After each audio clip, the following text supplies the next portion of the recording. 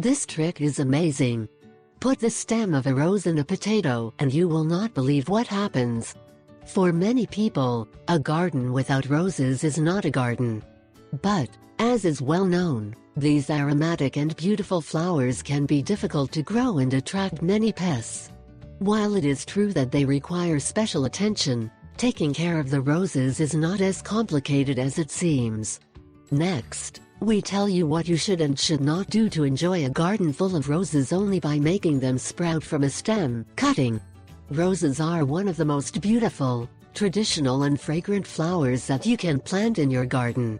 Of course, there is no rose without thorn, but these wonderful flowers have the advantage of not requiring much care. All they need is a little attention, a sunny place and a good drainage floor. If you want to know how to plant roses and get them to flourish reaching their full potential, to bring a cheerful and colorful touch to your home, follow these steps. Preparation. 1. Cut a healthy cutting that has not more than a year. Its length will have to be around 20 and 25 centimeters. When cutting, be careful to use a clean garden scissors. If you are not going to use the cuttings immediately, store them in a plastic bag. 2.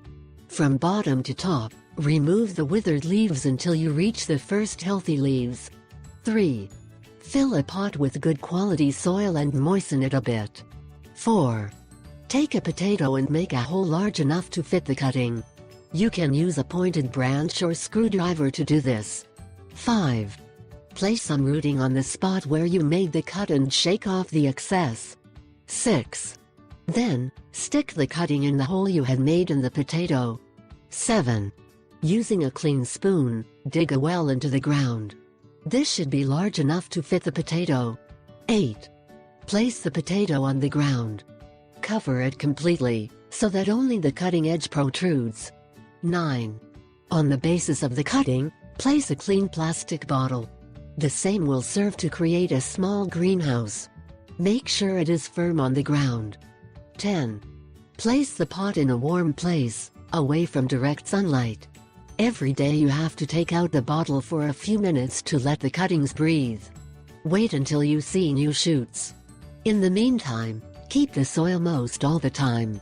11. When you pull lightly from the cutting and feel resistance, the roots will have developed. 12. Remove the bottle and relocate the pot. Take it to a sunny place, where the plant can receive more direct light. Let it grow a little more, always keeping the soil moist.